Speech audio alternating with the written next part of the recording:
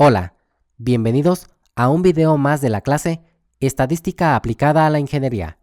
En esta sesión voy a resolver un segundo problema del tema Prueba de hipótesis para dos medias, varianzas desconocidas pero diferentes, muestras pequeñas.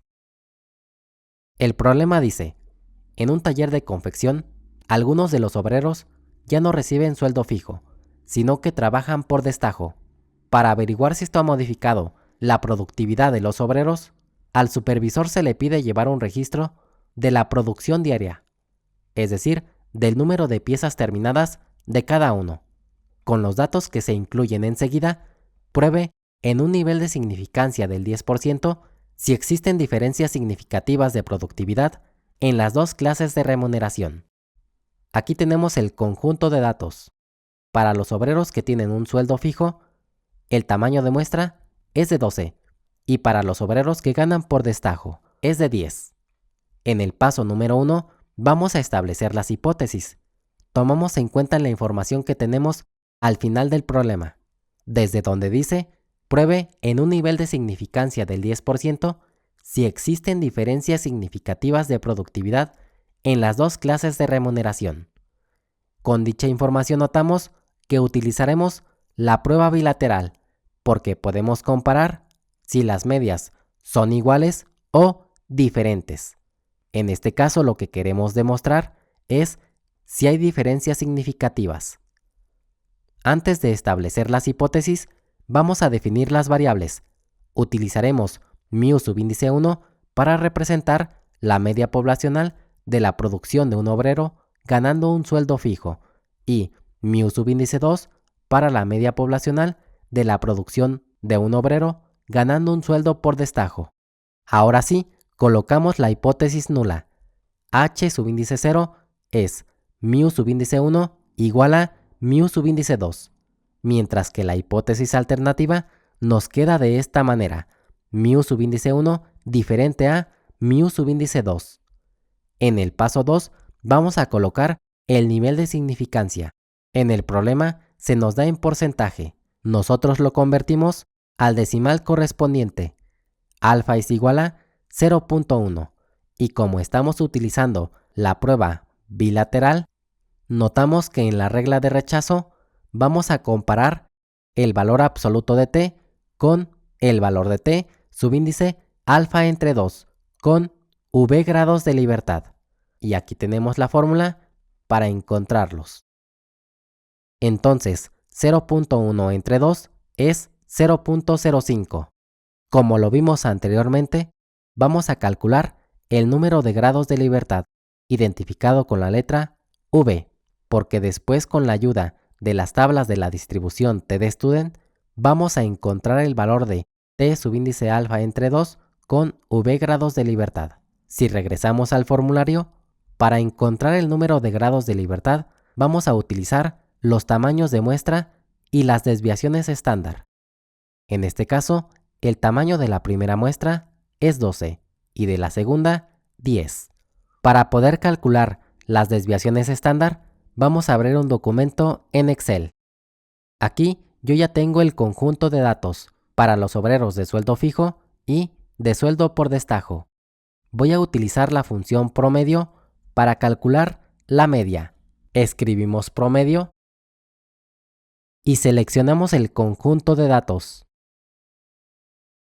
Para la desviación estándar, utilizamos la función des.m. Seleccionamos el conjunto de datos y damos Enter. Aquí agregué una columna más que dice tamaño de muestra. En este caso, contar el número de datos es muy sencillo. Sin embargo, si la cantidad fuera mayor, utilizando la función contar, podemos encontrar la cantidad. Seleccionamos el conjunto de datos y damos Enter. Son 12. Enseguida vamos a arrastrar estas fórmulas. Y encontramos la media, la desviación estándar y el tamaño de muestra para los obreros que ganan un sueldo por destajo. De momento lo que nos interesa son las desviaciones estándar. Y tomando los 4 primeros decimales, las colocamos en la presentación. Y aquí las tenemos. Enseguida, vamos a calcular el número de grados de libertad. Recordemos la fórmula y la colocamos en esta parte. Sustituimos los valores de los tamaños de muestra y de las desviaciones estándar, quedando de esta manera. La operación mostrada se ve complicada y la podemos realizar utilizando cualquier calculadora. Sin embargo, aprovechando la plantilla de Excel que generé anteriormente, lo voy a hacer desde ahí. Y para guiarme, pongo la fórmula. Comenzamos con el signo igual y después la función potencia. Seleccionamos la primera desviación estándar, ponemos la coma y la potencia es 2. Cerramos paréntesis y dividimos entre el primer tamaño de muestra. Enseguida colocamos el signo de más y de nuevo escribimos la función potencia. Esta vez seleccionamos la segunda desviación estándar. Colocamos la coma y la potencia es 2. Después colocamos la diagonal y dividimos entre el segundo tamaño de muestra. Hasta este momento hemos introducido el binomio que tenemos en el numerador. Para poder elevarlo al cuadrado, nos vamos a regresar un poco. Ubicamos el cursor después del signo igual y escribimos la función potencia. Enseguida colocamos la coma después de P3 y la potencia es 2. A continuación, colocamos la diagonal, abrimos un paréntesis y escribimos la función potencia 2 veces seguidas. Seleccionamos la primera desviación estándar, colocamos la coma y la potencia es 2. Después de cerrar el paréntesis, colocamos la diagonal y seleccionamos el primer tamaño de muestra. Enseguida colocamos la coma y nos pide la potencia, que es 2. Cerramos paréntesis, colocamos de nuevo la diagonal, abrimos un paréntesis y colocamos el primer tamaño de muestra, menos 1. Cerramos el paréntesis y colocamos el signo de más. Escribimos 2 veces potencia. Y ahora seleccionamos la segunda desviación estándar. Colocamos la coma y la potencia es 2. Después de cerrar el paréntesis, colocamos la diagonal y dividimos entre el segundo tamaño de muestra. Escribimos la coma y la potencia es 2. Cerramos el paréntesis. Colocamos la diagonal, abrimos un nuevo paréntesis y seleccionamos el segundo tamaño de muestra. Colocamos menos 1 y cerramos 2 paréntesis. Ahora damos Enter. Y de manera muy sencilla, hemos calculado el número de grados de libertad. Regresamos a la presentación. Y aquí colocamos el resultado. Cabe mencionar que esta operación también la realicé con la calculadora científica y contemplando los 4 primeros decimales, el resultado es el mismo. Enseguida vamos a redondear esta cantidad y la colocamos en el lado izquierdo. El redondeo siempre lo vamos a hacer hacia abajo, es decir, que se queda en 19. Pero lo mismo hubiera sido si tuviéramos 19.8, por poner un ejemplo, o 19.9. Aquí la regla es redondear siempre hacia abajo. Ahora sí, podemos utilizar las tablas de la distribución T de Student para encontrar T en 0.05 con 19 grados de libertad. Vamos a las tablas.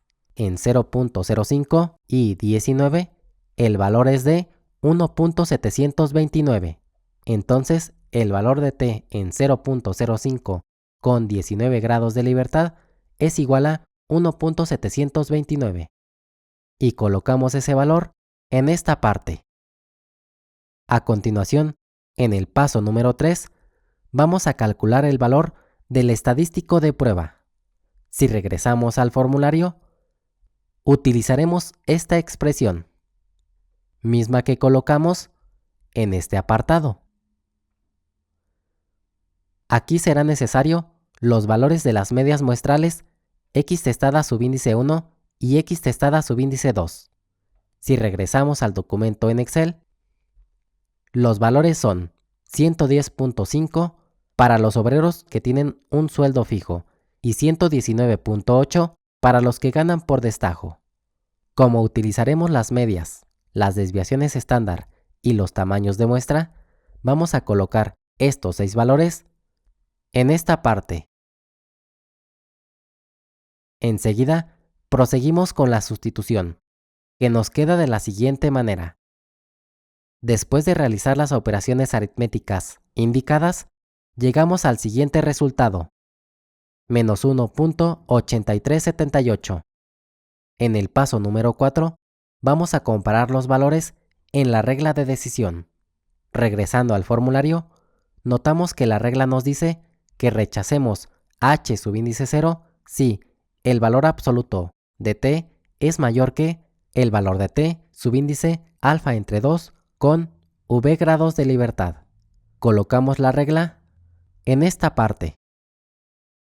Y la comparación de valores nos queda de la siguiente manera. Menos 1.8378 es mayor que 1.729.